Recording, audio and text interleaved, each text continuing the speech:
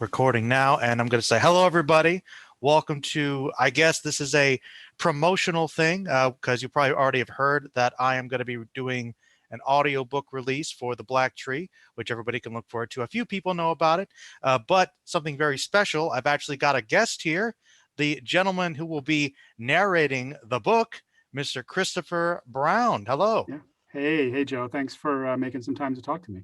Oh, no problem. I thought this was a great idea. Just a good chance to get people to see you and hear you and get a sense of how you're feeling about the book, get some background. I think this is pretty cool because honestly, I've always been sort of interested in voice work as well. And I mean, just through YouTube and stuff, I've done kind of a lot of amateur stuff over the years. So it's pretty cool to meet somebody that's doing it, I guess, more professionally. So Yeah. yeah, man, Fine. I got some questions for you, and I'm going to want Okay. you, being the talker, to do most of the talking. Though, believe me, I'm capable of doing more than enough. uh, Sounds all good. right, all right, Chris. So, I guess just to start off with, since most of these will be about mostly voiceover anyway, tell me and everybody a little bit about yourself, hobbies and interests. Just a little bit about you, really. Yeah, sure thing. I think, as we've talked about before, I'm not a full-time voice talent. That's not my primary occupation. Hmm. Um, I do work. Uh, I do work full time for San Diego State University as my full time gig. Hmm. My hobbies, though, are well a little more limited over the last 13 months. Okay, Um, you makes know, sense. uh, but I very much into reading, and I love movies and TV shows. And I think I've looked at your YouTube channel and your Facebook page. I think we have some tastes in common. Um, and I when I'm not doing that kind of relaxing stuff, I love hiking. I love fitness. I have a teenage son who's also very into like weight training and Hmm. CrossFit type stuff, and not CrossFit per se, but that type of training. So it's been nice. He keeps me from getting too old too fast because I have to try to keep up with him. Cool. And Boy, outside of that, honestly, I've always been into performance before I got into um, uh, pursuing audiobooks as a venue. I was very into improv, improvisational comedy acting through a theater here in San Diego. And that's actually what connected me to the possibility of, oh, like ACX, Audible has a platform where you can independence primarily, right? It's really where most independent authors and independent narrators connect. Because if you're hooked up with a publisher as an author or as a narrator, you're not probably spending lots of time on ACX, right? So Makes sense. those are my hobbies. I don't have a lot of time at this stage. It feels like for much else. So yeah, No, I mean, this is a good time to catch up on hobbies if you can, though. You're right, some of them might be a bit more limited. I mean, like one of the things that makes me sad is I haven't been to really a theater to officially see a new movie and right. since I don't even I guess since February of last year or something like that. So I think it was the Harley Quinn movie was the last one I saw, I believe. But Okay. but yeah, no, so it's been a while. I've been thankful that I have a buddy that kind of lets me kind of watch classic movies with him in his theater because he works at once. So I've been able to get some of Nice. that experience. But yeah, I know what you mean. I just feel like I've been very busy myself outside of everything going on, even though I'm mostly at home. But I'm Yeah. pretty cool. You're into hiking and stuff too. I need to do more of that. But yeah, I think it sounds like we have some things in common. So that Yeah. might lead into some of the other questions. And you kind of half answered the next one because you get a sense of how these things go, I'm sure. Sure. Um, you kind of mentioned how you did a little bit of, I guess, improv and performance acting and stuff. I guess tell me a little bit more about that and how that got you specifically into working at ACX to Mhm. do voiceover. Like, where did that inspiration come from? I guess more strongly. Yeah. So, I've been taking classes and doing some performances at the theater here in San Diego for a couple of years. And as with so many live venues, when the pandemic hit, it just about shut the theater down right away. Luckily, they were able to rally a little bit and start doing some of their classes and some other workshop events online. And One of the events from a former student and performer at the theater was somebody who's a very well established narrator, audiobook narrator, and does work with some of the bigger publishers, has been nominated for, I think, and even won some Audie awards, which are Oh, like wow. yeah, they're like the Emmys or the Oscars, for Oh, audiobooks. nice. And she came and did a free workshop for a bunch of us about like, hey, if performance is your thing and you don't necessarily want to sell all your clothes and try to go make it in Hollywood or whatever. You want to find a middle ground. uh, Audiobook narration is a thing that you can try. And she basically said, look, you'll hear a lot of um, if you just rely on YouTube and Google and other things, you'll hear a lot of stuff about, oh no, you can't have a home studio, and oh no, you can't. You have to have professional microphones, with the relay between your microphone and your computer. Mhm. You'll need to invest tens of thousands of dollars in equipment, or you Oh, can't possibly be a pro. And she was like, I don't. That's not true. That wasn't my experience. That's not the experience of a lot of people out there. And here's what you can do, and you can start tomorrow by creating a profile on ACX and doing some auditions, and it's and then see what happens. And so that's how I got into it. Yeah. oh, cool. Well, interesting. I remember looking it up just to kind of see what ACX voiceover artists do, kind of their recommendations for the setup. But I'm kind of curious, what is your setup? I guess technically for recording, where do you do it? How do you do it? How do you keep the sound out and all Yeah. that stuff? How do you Yeah. do So it at I'm home studio? I'm sitting in my home booth right now. Hmm. It's basically a corner of a finished portion of my home, Southern California. So there is a freeway nearby at anywhere you are. There's always a highway or a freeway. I think, what was it, Tom Petty? There's a freeway running through the yard. Um, and and that is true. So it is a real challenge to set up a home studio, without paying thousands of dollars in urban Southern California. But I managed to do it. I've got mass loaded vinyl hanging on the walls. I've got then, a bunch of moving blankets, a couple layers of moving blankets. So that works as a combination of sound isolation and dealing with sound reflection inside the recording space. And then it's pretty straightforward. I use a USB microphone Aha. with this sock on it that is works. A lot of people who do audio work, they're like, you need a pop filter. But this basically works as a pop filter, but also allows me to get closer to the mic, whereas a Aha. pop filter would keep me a certain distance away.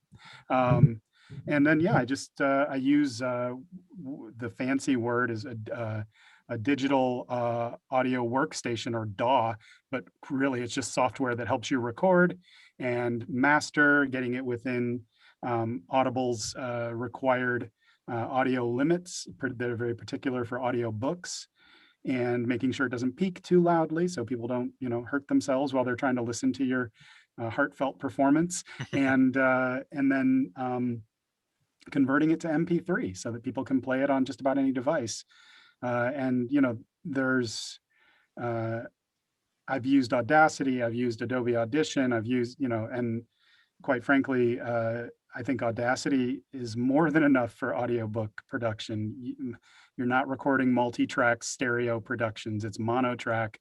Um, you just have to make sure you have good quality, a good microphone that picks things up the right way, and uh, and that you know what you're doing a little bit. And that's pretty much it. Hmm. All Yeah. right, you kind of make me wonder something.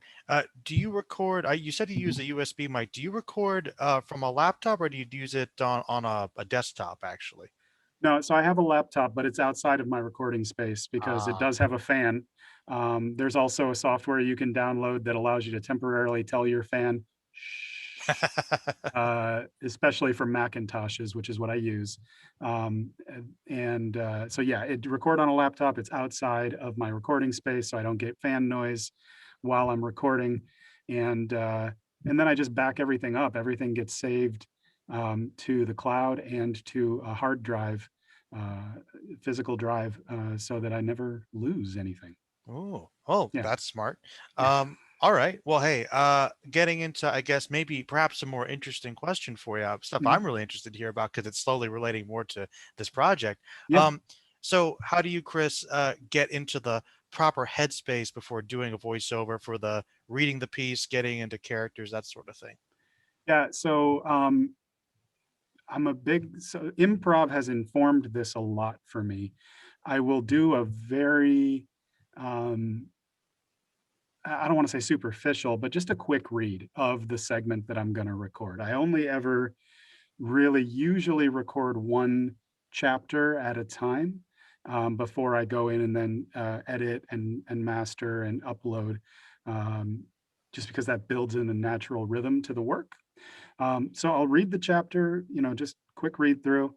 Um, the thing about most writing is that it does a really good job of painting a picture of who the characters are, what their emotions are, and what how they would sound and act in certain situations. We now, of course, it's my reading of it, and anybody who's done enough reading knows that. The great and challenging thing about appreciating books together is that we all will end up with a slightly different picture in our heads of what's happening. For the Black Tree, though, I have to say, from the time I read the audition, because it's so, I think, as I've commented to you, it feels so steeped in the tradition of so much of what I grew up reading Mhm. in high school and college in particular, that I felt like I could see these characters already. I felt like I could hear them talking already. And I think that's always the trick is like, you've done enough prep, or at least I know I've done enough prep when I'm reading and I'm already hearing their voices. Hmm. I don't have to think, what do they sound like? I just try to get my thoughts out of the way and like, what does it feel like they would sound like? Okay, let me try to put that in. And that's where the improv comes in. Being a good improv performer, there's a few different pieces to it, but one of the biggest ones is just stop thinking so darn much. Just you know, try to literally be as spontaneous as you are capable of being in all the other moments of your life. Um, Hmm. and and don't try to be funny. I don't try to be Lauren. I don't try to be Raina. I don't try to be Thomas. I try to, though, give voice to the way that I feel you have let them come across on the page. Okay. Yeah. Gotcha. It's interesting. It's kind of almost like you don't try to overthink it too much. You just kind of almost try to find that space and then let it happen from there. Yeah, because the great thing is, and this is a little different from improv, although not really, because in one of the rules in improv is that there are no mistakes. Hmm. Um, you know, uh, Sort of like that old line from Scent of a Woman, Al Pacino. If no mistakes in the tango. If you get all tangled up, just tango on. You have to Just take the tangle same on. approach. Yeah, with improv. And the nice thing about audiobook recording is that you can always just hit stop and then do a pickup. If it comes out and you go, that is not right, that is just not right. Um, and that stands out more. It's hard to know if it's exactly right. And you can make yourself crazy pursuing exactly right. Hmm. Exactly right is probably a little bit of a unicorn, but not right, that jumps right out at you. That I that like wasn't it. That I was like that yeah, metaphor. No, yeah, and I can kind of relate to that. I've had the bad habit of being a bit of a perfectionist when it comes to a lot of things, and even if it's like trying to do voiceover, like if I'm trying to record a script or something, for instance, I was trying to do a little bit of voice work with one of my recent videos a little while ago, and I must have done, I don't know, 7 8 takes of this one particular thing, and the truth was, I think one of the earlier ones was better, and I kept trying too hard. And in some ways, the more I tried, it actually sounded worse. So I can kind of relate to, there is certainly a way of overdoing it. yeah, Yeah. yeah, definitely. No, I mean the only thing I go back and listen for when I'm editing and trying to put the final thing together, as far as my reading, is I don't even look at the script when I'm listening again. So obviously I look at it very closely while I'm reading because I need it. But when I'm going back and listening through one last time before I finish it and upload it, uh, I just listen and I try to wait and see, did I feel like something that I heard or didn't hear took me out of the story? Hmm. Did it distract me from the story that was unfolding in my head as I listened? And if the answer is nah, then it's okay. Then it's just okay. I mean, and I don't mean that I want things to just be okay, but like you're saying, I could get to a point where I try so hard that I'm putting out a performance that chews up the scenery. Ah, Literally, people are now so focused on my voice and vocalization that the words don't get to do any of the work. hmm. And words are actually pretty hard workers when you let them go. Like they'll do a lot. So, yeah, Yeah, if they're done well, I guess. Yeah, hopefully, yeah, yeah, yeah. Of course, yeah. theoretically. Bad words can build a wall, but good enough words can really open up a lot of doors. And I think you just got to let them do that. So, Absolutely. yeah. Well, you kind of sort of half answered this one. You're kind of going with the flow with it pretty well. But I guess how did you discover this project, and what drew you to it specifically? You kind of hinted a little bit about it, but what kind of made it stand out as, hey, I think I want to try and do this. My voice might fit well for this. I'd be really interested. Yeah, yeah, of course. No, I mean, I saw I saw it pops up. I have a little program that I use, an application, a browser-based application that I use to screen the things that pop up on ACX. We have as narrators a slightly different interface than what content creators, rights holders, authors have. And so it came through, and it's funny. I noticed it, and I thought I'm gonna audition for that. Um, and and why? Because I like the name. I'm a big fan of the Stephen King, The Dark Tower, and it sort of made me think of that. Well, Um, you're officially the second person to say that, so Good, um, don't want to interrupt you, but I will admit that was one of the ones that I had a lot of obvious inspirations going into writing it. That was one of the ones that was definitely an inspiration, but it was mostly unconscious. Like I didn't realize sure, it until somebody pointed out, like, "Oh yeah, yeah, there, yeah, Lauren and Roland, yeah, yeah, okay, yeah." yeah, but it's subtle. It's just there. It's not. There's nothing um, really overt about it. And then as I was reading it initially, the audition excerpt, um, I got this strong Dragonlance vibe Hmm. from Thomas. And are you familiar with the Dragonlance N- series? It's old. No, It's that's new to old. me. Well, It's what's old like I'm Dragonlance? old. Yeah. So uh, it was written in the 80s probably. Ooh. And there's if you're ever looking for another read in the fantasy, sort of the high dark fantasy genre, Mhm. I think it's a good one. I've reread it as an old man, and I probably have a more critical eye than I did when I was 14, 15 and started reading it. Uh-huh. But I think it's there's a wizard who's they're twin brothers, and the one is a warrior, and burly and strong, and just he's perfect in every way, except he's got a little bit of a 10-cent head. His brother is skinny and sickly, his twin brother, and ends up being semi-possessed by an evil wizard. Ugh. And it becomes a thing in their relationship, and the interaction between Thomas and Lorne, just again, I thought to myself, I don't know if the person who wrote this has ever read Dragonlance, but there was a resonance there Hmm. for me of the interaction between the characters. Yeah, it just evoked a lot of images for me. Really, really uh, lovely images of stories that I have enjoyed so much throughout my life. Lord of the Rings, um, and so on. Like when you even reference this idea of this is the moment from the story when their fellowship is tested, and I like, well, that's that sounds good. I want to know more about that. So yeah, it was a lot of little things, and then ultimately. I think the audition closed for a while, and then it was open again. And I said, "All right, like I saw that it was open again.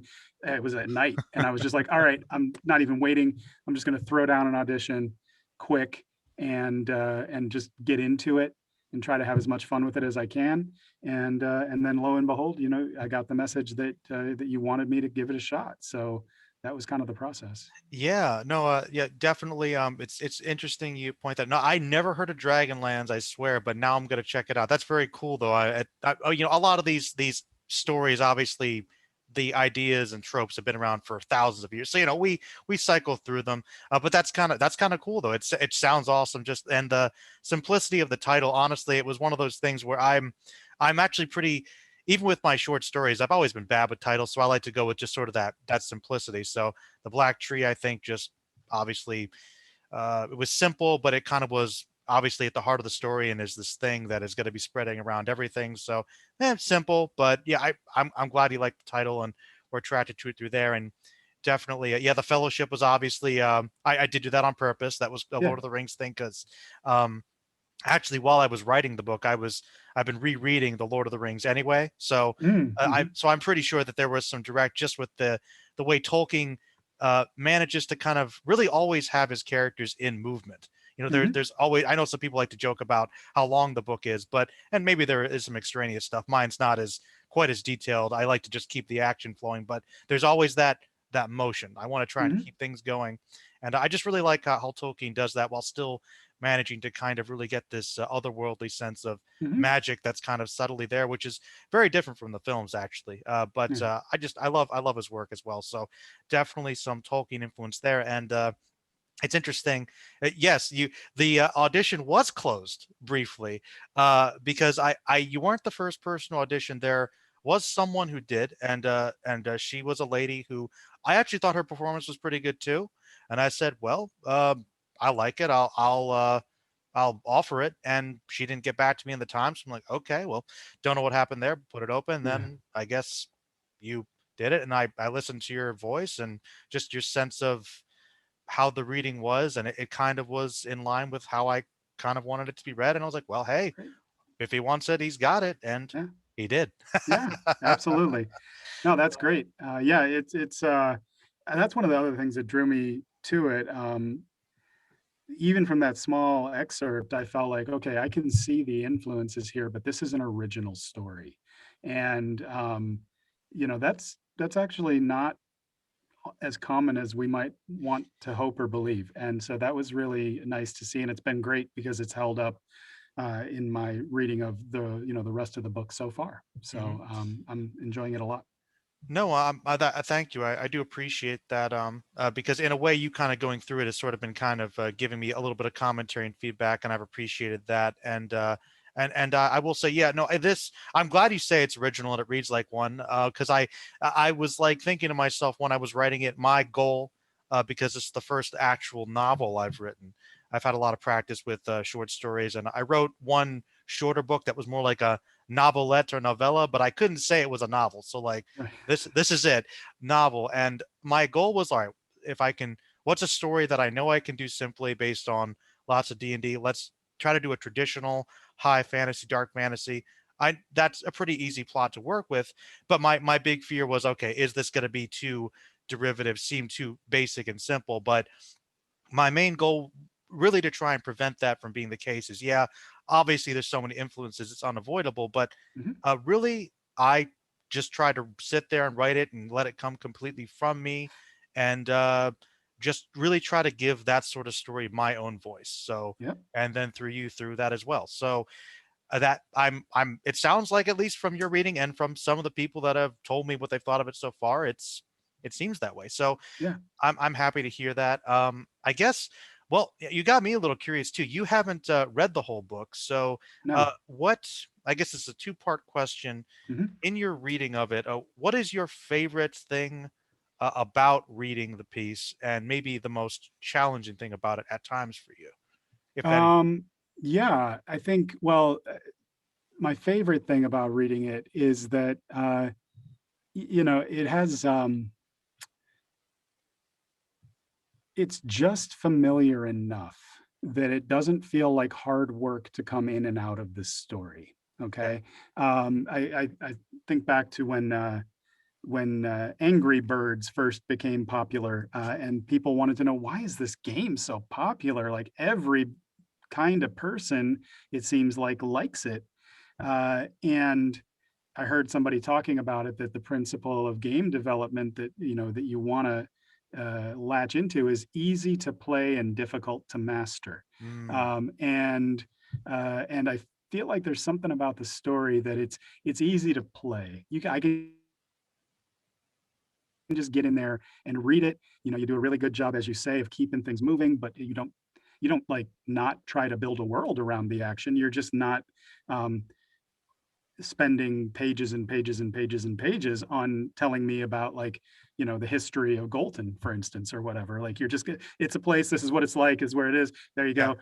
And then it's what this is what it looks and sounds like. And now the characters are doing things in this setting, and that's, for me, I'm a big fan of Jim Butcher. His writing, he uh, has a couple different series, but one of them is the Dresden Files about an Oh, actual wizard who's a PI in Chicago or whatever. yep. But what I like about Jim Butcher's writing is that he starts the story off like in the middle of a fight. A Hmm. lot of times he'll start chapters off, whole books off in the middle of a fight. You didn't quite do that, but kinda, right? I Yeah, mean, well, I thought about that, and if and future writing, I'm like, well, that is kind of. I remember in, I feel like there would have been some writing class in college where it was like, it's kind of cheap to do that. I'm like, I don't know. I think if you're in the middle of an action scene, that's going to get people's attention. At least chapter one. mhm, No, yeah, if I remember, it was yeah, I just wanted to set the mood in the first chapter, and well, there'll definitely be some action in the first chapter because you want to yeah, want and I think, and believe me, I think if there was one part of the book that I really labored over the most, it was that first chapter. I must have sure. read that so many times. Sure, sure.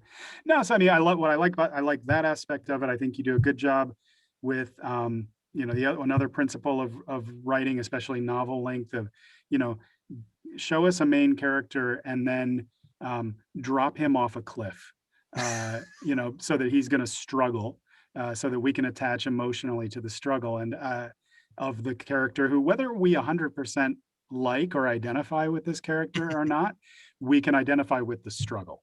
And so that's, I think, really, you have a nice variety of characters, and yeah, I mean, I think, again, the thing I appreciate about it is that your writing is really accessible, but that doesn't mean it's simple. And so that's been the most enjoyable part about reading it for me and trying to find a way to give it a voice. Good. No, I'm Yeah. glad to hear that. Definitely accessible, but not too simple is something I was going for. I mean, if there's a future, I'll let you know that somewhere down the line, I'm planning to do another fantasy epic that I'm planning to go in much more painful details. So Wow. it might be more dense, but no, this one it's very much there. One of my heroes, I think, is Hemingway because he Hmm. might be the master of, on the surface, it seems like such simple writing, but I really absolutely love how he can do so much with the bare minimum. He can paint a Yep. picture with just his short stories are just magnificent. So Yeah. I think Hemingway's great, and that I've always been like, I'm not saying I'm no Hemingway, but I'm just It's like, okay. but I'm like that's my model. I'm Yeah. like Yeah. that's the style. Like, and of course Robert E. Howard, I fell in love with. I'm like, yeah, I'm basically just riffing on his stuff, but him and Lovecraft, obviously. But Yeah. Yeah. Yeah. those guys are probably my big inspirations for the style. Um, you got me curious thus far. Is there a character you like the most, or like voicing the most, or one that's more challenging to get into the headspace than others, or you're unsure about thus I far? mean, I think so far, I'm still trying to figure out Reina a little Ah, bit, but I think, we've had some side conversations about Reina. I think it's partially because Reina's still trying to figure out Reina, in the course, and at the point at least that I'm at in the story. Um, you could also maybe argue because I identify as male, Reina is very clearly female, so maybe there's something there. Um, but I don't know of how much I buy that. I think it's a Reina is a character who's evolving really a lot as the story starts and I and hope so. getting into through the middle part of the book at Mhm. least. Um, and so I identify a lot with Lorne, crusty old guy. Not because I'm great at fighting, but because I'm just great at being an old guy. Uh, and older, more mature, seasoned. Seasoned. There we go. Yes, Yes. seasoned. Uh, and and no, I really enjoyed voicing Marlo Opelson. Ah, Marlowe. Yeah, and I I enjoy voicing Valder. Valder is fun to Oh, voice. okay. Uh, So you like yeah, you like Valder a little more than Granta, I've noticed. I sense more of the evil there. What draws you more to Valder? um, I think I think because for me it feels like, okay, somebody like Granta, I get sort of a Ralph Fiennes as Voldemort kind of vibe off of him. At least there's a little bit of, he didn't make a choice to be evil. He's just evil, right? Yeah. And but Valder made and makes a choice Yeah. to do bad things, and that is to me inherently more interesting. than someone who just kind of like, I don't know, I'm just doing my thing. I'm just, what can I say? Yeah, right. So I mean, but I hope to connect more with Granta. Um, throughout, I feel like I've connected some, but I want to connect more with him, and voicing him, and bringing that aspect of the story to life. So let's see. Yeah, you're definitely making me realize we'll have to have a conversation with the recording because I definitely think there's more stuff I want to hear. But I'll say no, you having more of a connection and having more fun with the interesting nature of Valder definitely makes more sense because Granta is supposed to be that, Sauron, Emperor Palpatine, more of an ominous background guy. So Uh-huh. you'll probably get more sense having fun with him maybe towards the end of the story. Okay. But yeah, I'd say that's my advice for that. But no, Valder, and that's another one of those things that's interesting about writing, or I guess any really creative performance is that as you're going through it, like you can kind of plan things out, but at least for me, when I'm writing, things just come. And sometimes, like, wow, this character did that. When I'm initially writing, I didn't think they were. So that was the most fun thing about writing it is that I was just surprised by a lot of these things that come up, and I'm like, I'm writing it, but somehow I'm like, wow, okay, where is this gonna go? I don't completely know. Right. So, Right. and with Reina, I'll let you know you're not alone. I think if there's one thing people have been a little trepidatious about as they've been reading it initially, of course, like in this fantasy story, you made the girl the healer, and I'm like, oh, okay, that's lame. My sister was even like, come on, but my advice to people that have been saying like Reina's not my favorite, just keep reading it and Yeah. then let me know. And but you're right, my hope is to have her grow, and I think you haven't quite gotten there yet, but I think you're getting to the point with a certain battle where she's kind of coming into her own, and you'll soon see that she is. Yeah, it's when I was writing the first draft of it years ago before I lost it and had to write it over again.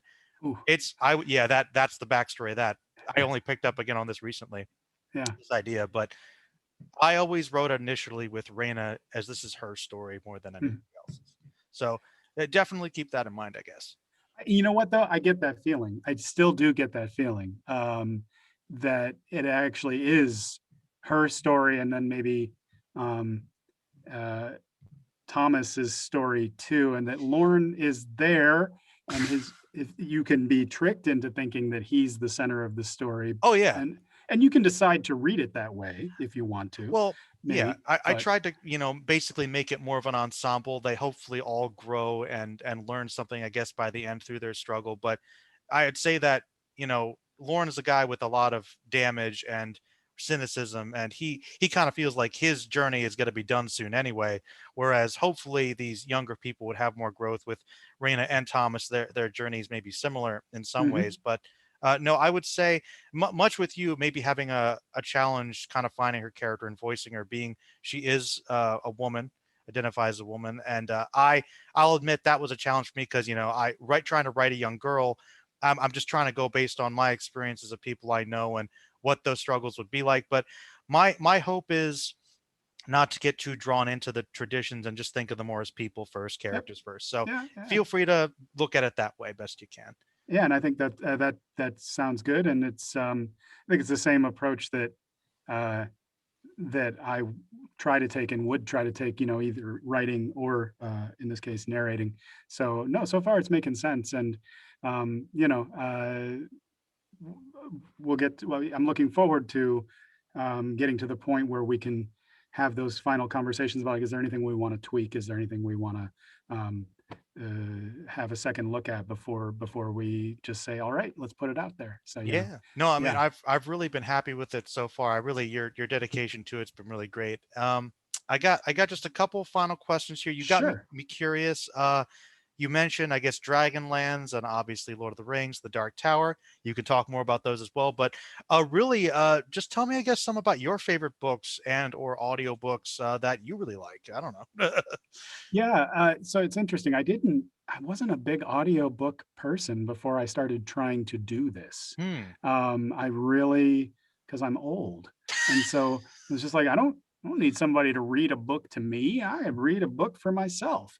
Um, and I, I only really got into podcasts even, 4 or 5 years ago, just when my commute just got especially dropping my kids off at school, and it's just like I'm just sitting here, got to listen to something. The radio was um, pretty banal, and there was this thing that happened in 2016 that made me just want to stop listening to radio news altogether for a while. Okay. So yeah, I don't remember what it was, but I just took a break, and Okay. had to for a while, and now I don't feel like going back. So audiobooks I'm still getting into, but I'm finding I'm like same as I was with a lot of things that I come to late. I'm like, oh, this is really pretty great. Like people are good at this.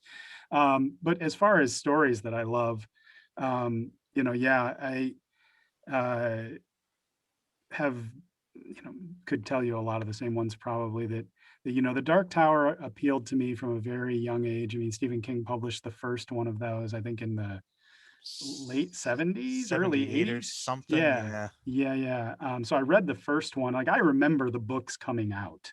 That's how Wow. old I am. Oh, Yeah. Like I was in, well, let's put it this way. Stranger Things. So I'm about how old those kids would be now. Like I oh, was okay. about that age in the Midwest at around that time. Gotcha. So Okay. yeah. So I'm Hopper now, but I was one of those kids. uh, anyway, so that was always a big one for me. Obviously, s- everything related to Star Wars. I wasn't really a Star Trek guy. Everything related to Star Wars was more my thing. I've learned to appreciate my palette has It's expanded. okay. That's okay. I Yeah, like both. I like both. yeah.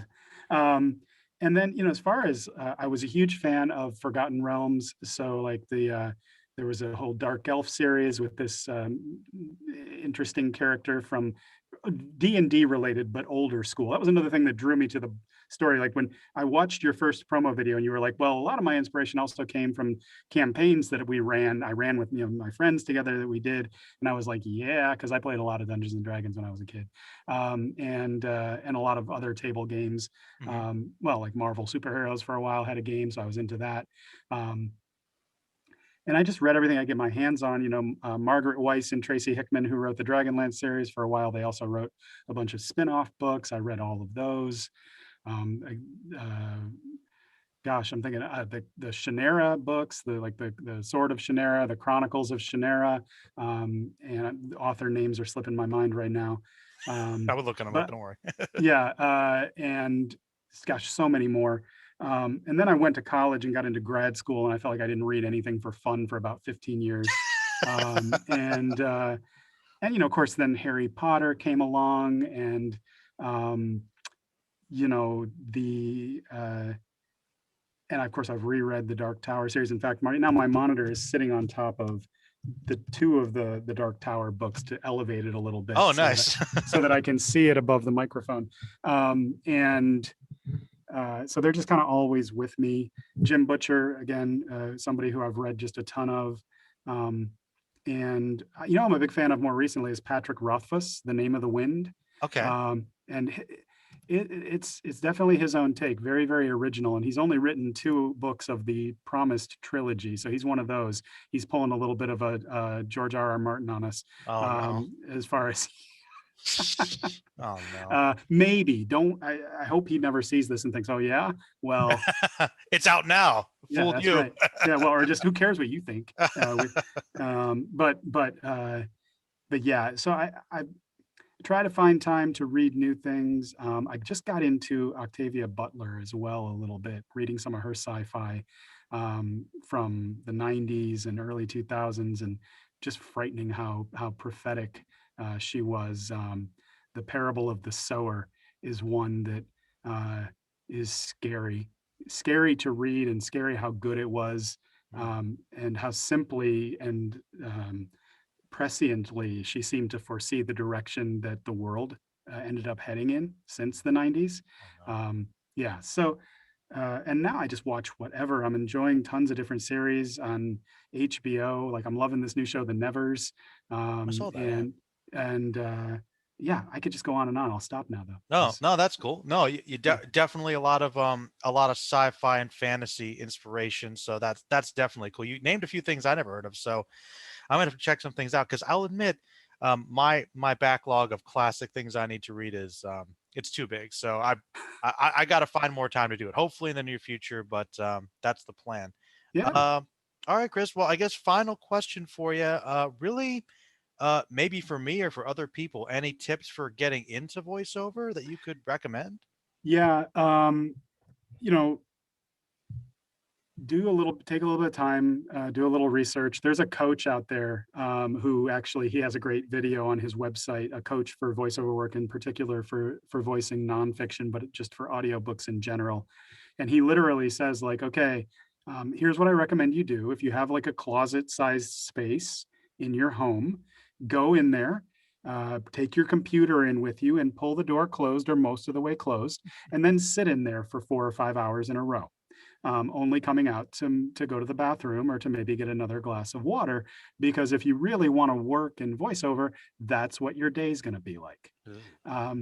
So like if you get claustrophobic, if you're bothered by just being here, kind of doing your thing and being locked into the screen for hours on end, and that's where you work, that's where you earn your money, then this isn't for you, because your people interactions are going to be very limited.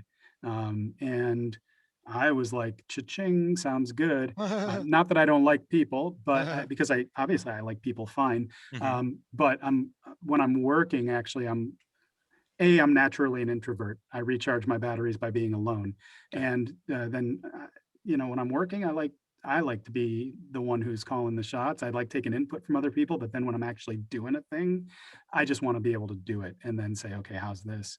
Um, so that's a big part of it. The other stuff is really technical, and I would say it's unfortunately it's a little bit like everything. Um, you have to pursue some kind of training. You have to learn the specs. I spent the first 4 or 5 months of trying to do this, really just wandering in the dark and trying to get there with, like I say, Google searches and YouTube videos, and that'll get you some of the way there if you're stubborn like me and you believe someone knows the answer out there. Someone has shared the truth. But the thing is, there's a lot of different truths. You need to find somebody who's actually set up to show you, like, no, look, this is how it works. This is how the industry is currently set up. These are the standards you have to be able to perform to. Um, and because this is what you're competing against, so even for the newest author, the newest person coming to ACX, posting there's even if it's a independently published work, they're gonna, if they leave it open long enough, they're gonna get auditions, because there's that many people out there trying to get into this or trying to do this. I saw a lot of people just on ACX. There's a lot of voiceover artists, a lot of them. I think I heard a statistic that before the pandemic, there were between 150 and 200,000 narrators currently with profiles on ACX. Jeez. Since then, it gone up at a peak of over 350,000. Now, there's no shortage of content. There's lots of people producing all sorts of written work that they want to get into audio. But my advice would be, just reflect on that. Is this, if you just want to give it a try, hey, guess what? The cost of admission doesn't have to be that high, and you can give it a try and decide if it's for you or not. Um, you have to be a kind of person, though, who also, you don't need anybody looking over your shoulder to work and work hard and set your own benchmarks, and something you can relate to, because you literally sat down and wrote your own book, and you didn't have an editor coming after you, and you didn't have, I'm assuming, right, you just had your own accountability and the people in your life saying, how's it going, right? So Yeah, that's it's similar. You got to keep focused, and yeah, it was really my one of my big issues has been kind of like, with my attention being the way it is, kind of like being able to focus on one thing was that mhm, discipline of like, well, I got to write a little bit every day, like Stephen King says, and I'm like, well, I'm gonna try to basically do that. I can't say I wrote every day, but you got to make yourself do it, and then once yep, you do it, it gets easier. yeah. And then I think, the other thing I would say, though, is that as a kind of an invitation to people is, you don't have to have a background in broadcast. You don't have to have a background even necessarily in acting. Can't hurt to get a background in acting. That could certainly help.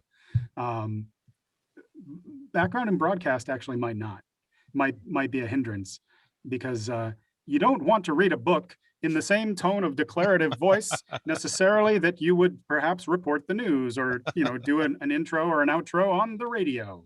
And that's something that you have to fight if you're trying to transition into something like audiobook narration or voiceover acting from commercial work or radio work or things like that, where it's a completely different approach. So, but yeah, just you need to figure out, can you get the equipment? Can you find a space in your house that can be made quiet enough to consistently keep your noise floor, your quiet sound in the room below -60 decibels, because it's got to be at least that low.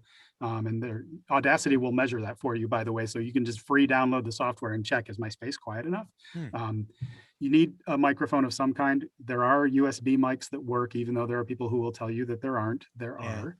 I'm using one, and as are a lot of people out there who are, accomplished in this area. And then, try to figure out what it is you really want to read, and also maybe more importantly, what you don't want to read. But be open minded. Just be open minded, because you might be surprised. And if you fall in love with this work, there's a chance you'll be willing to do it. Reading somebody's, vacation plans. So yeah, that's what I would have to say, I guess, about it at the front end. But definitely, even if you're the ultimate DIYer, okay, if you need to scratch that itch, scratch it. But if you want to do this for real, you're going to need some training. All right. That Yeah, sounds fair. Yeah, that yeah, that's like one of the things I've looked up to is like, yeah, you got to do it.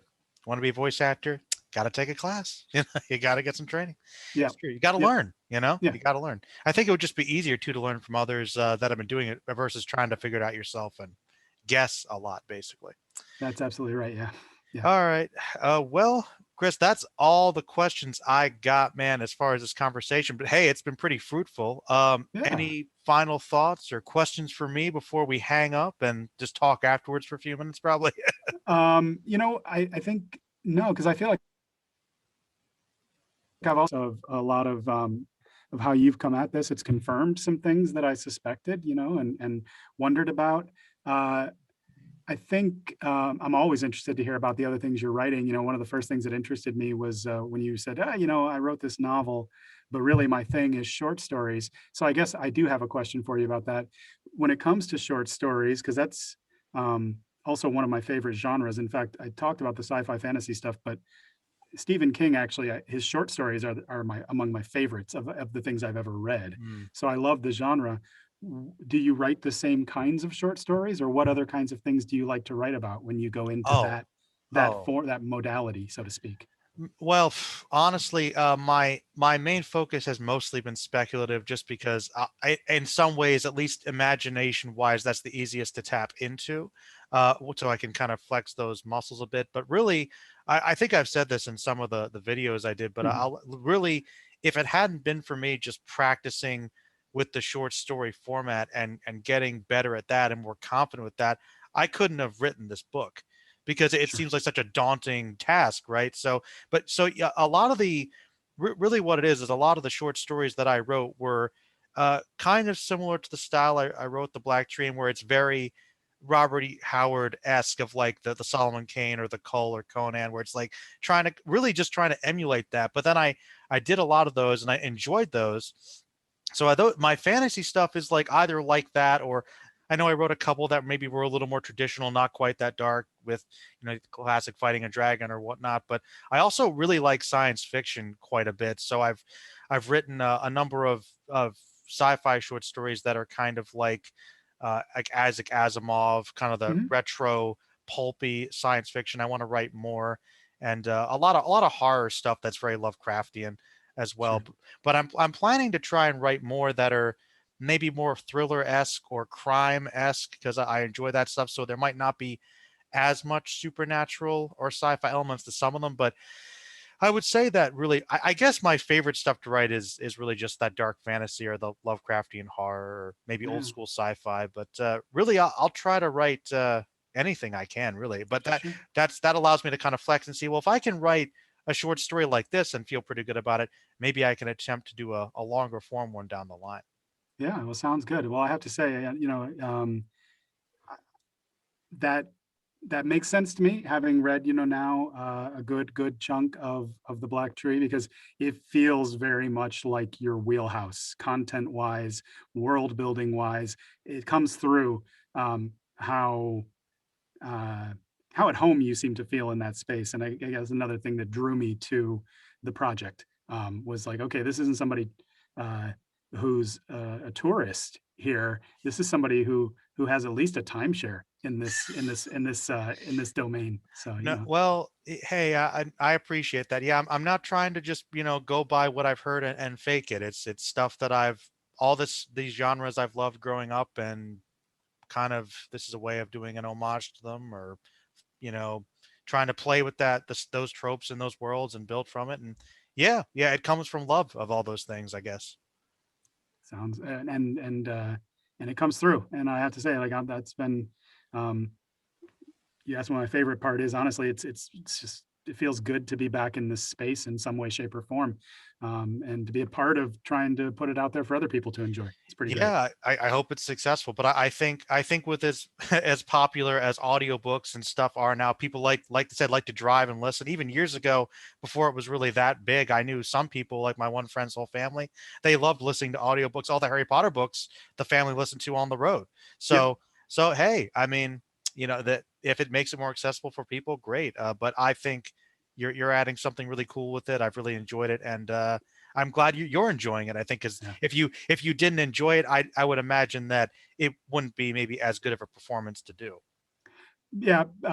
Yeah. The professional in me, but the truth is, yeah, I think, yes, it makes a huge difference. The fact that I enjoy it, that it resonates with me on a couple of different levels. But I think also the other thing that going back to your other question, what do you have to do? What should be true, or how do you get into this? I think you have to love stories. Mhm. I think you have to love all kinds of stories if you want to do this, or just hope that like that the kinds of stories you do love, that there's lots and lots of work in that area, and that there won't be a ton of competition, which good luck with that. But um, because even the best audiobook narrator could audition for somebody's thing and they'll go, yeah, you sound good, but that's not what I hear in my head when I wrote it or when I read it. So no And thanks. oh, and don't worry, Chris. I can say just before we hang up here, I will let you know that that was a factor. There were people I went and listened to on the formatted screen there where you have everybody can press play and listen to their demos. I went through a lot of people that said they focused on fantasy and horror and were storytellers, and there were some good voices, but it wasn't quite what I thought was fitting for the type of reading. So Hmm. you fit. Yeah.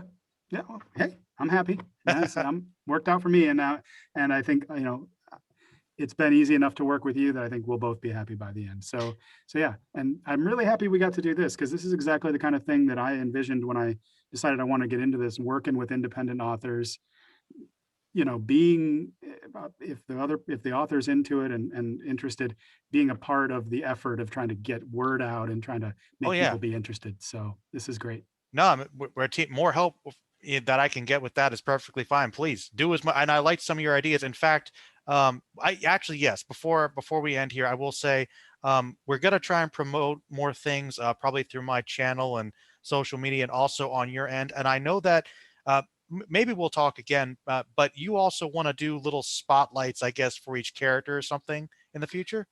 Yeah, I think one way that both before it comes out, but then I think in particular once it has come out, one of the things that we have to do for Audible is to produce a 5-minute audio, like a sample for the store, so people can listen to a little bit before they press download or purchase. Hmm. Uh, and of course, we'll have to figure that out when we get to that last stage of like, which 5-minute segment do you really want people to hear? So you could be thinking about that already. And I'll definitely, well, I mean, you could be thinking about it. I'm always, when I'm going through a book and recording, I'm always kind of in my mind, okay, is this going to be it? Is this going to be it? But Hmm. with the Black Tree, I can already tell I'm not going to know that until I've narrated the whole thing. Okay. Obviously, probably won't be something from the last chapter. Hopefully Um, not. Spoilers. Well, I don't need to read it now. Thanks. right. But I have to get, I think, at least through another third of the book before I can have a strong opinion about that. Um, but then, yeah, once the book is out, another way I think to push it is create a real simple video trailer for the whole thing using maybe a version of the same 5-minute sample, but then these character snippets where 20 to 30 seconds of one of the characters talking in a moment that, that you feel like, that I feel like, there's a hook in there for somebody to kind of want to know more about this character or about what's happening in that scene. And then just pushing that out. And, you can find an image so that it is more Instagram friendly or even more Facebook friendly or whatever. So it's not just the sound. Mhm. Um, and, and hopefully, like I say, if you push that out enough times and hit enough hashtags and you maybe find enough people, uh, that and someone will go, oh, let's check that out. And that, I think the more things that are out there that give people a chance to find it and potentially say, why not? I'll spend. Sorry, I'm banging my table. It's probably coming through terrible on the audio. That's fine. One of those things I can't ever do when I'm narrating. So I get real excited when I feel like, it doesn't matter. The more things that are out there to help people find it, the better the chance that somebody will fall in love with it. Because I do very much believe that, you know, s- somebody who's really a fan of this genre, if they find this, they will be happy that they did. Well, I certainly hope so, and I think there's a good chance of that as well. But Yeah, yeah, we'll have more discussion about that, and there'll be more things coming down the line. So don't forget, people, it's coming. yeah, yeah, absolutely. All right, Chris. Well, hey, thank you very much for doing this, man. Yeah, thank you, Joe. I appreciate the chance to talk to you some more as well. No problem, and it won't be the last time, I'm sure. I'm sure. Sounds All good. right. See you, All man. right. All right. Bye.